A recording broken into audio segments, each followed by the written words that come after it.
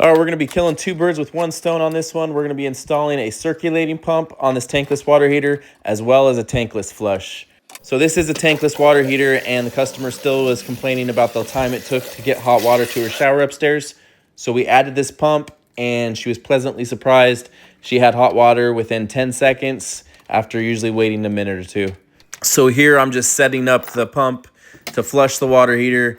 And then later on, the circulating pump that I'm going to be using is a smart pump, so it can be controlled with your cell phone. It has its own app that you can set up a schedule or just turn it off and on in the morning from minutes to seconds.